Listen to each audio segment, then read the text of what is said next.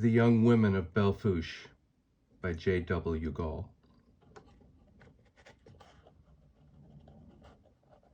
All glory to the young women of Belle Fouche, who could bring you plates of cornbread and chicken fried steak, and soggy green beans and greasy fried potatoes, and bison burgers, and boysenberry pie, and bottomless cups of coffee all day, and then swing you to paradise and back, in the dance halls and cowboy saloons and honky-tonks all night. The very real daughters of Red Cloud, who needed no rouge or lipstick to put Cleopatra to shame, or the very real daughters of Newt the Butcher, whose white faces glowed like the full moon over a snowy prairie, or the very real daughters of both, who never paid for a drink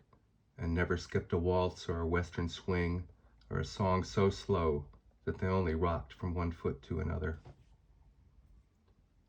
Michael and I had just finished the wheat harvest and were still half deaf and suffering the after effects of multiple heat strokes from riding behind the phalanx of harvesters marching through Kansas, Nebraska, and the Dakotas like a blitzkrieg. Breakfast was bacon and egg sandwiches on the run. We drank Kool-Aid from a common dipper and ate warm bologna and cheese with yellow mustard for lunch, and more days than not went straight to bed to our sleeping bags without dinner when the engines and the Klieg lights cut off after midnight.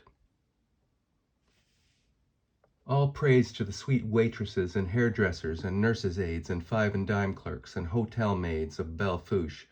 whose bright, confident eyes seduced us to the dance floor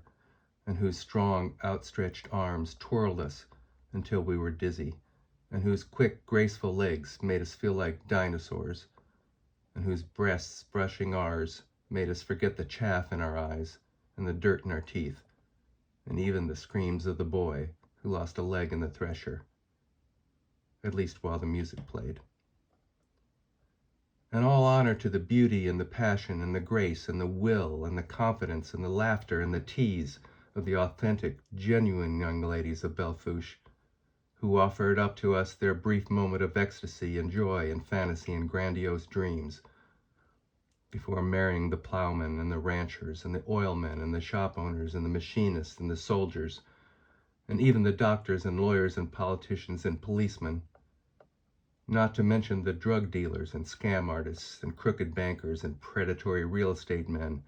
of Butte County, South Dakota. And of course, all bow down to the red-haired girl with the flat nose and the flared ears and golden boots and juicy foot breath, who kissed me on the neck during the slow dances and pulled me to her car during the fast ones and held me prisoner while we traded stories about imaginary cities and legendary kingdoms and mythic heroes and our own spectral travels and phantasmagorical bodies until all our desperation was dissipated and all passion exhausted. And all hail to the pink blossom of dawn, which gave reprieve to all the bitter boys from town and the brash boys from out of state who put their mental health, their fragile egos and their bruised and battered bodies on the line for just a memory or two to savor in their doddering, decrepit days that were still decades and a day away.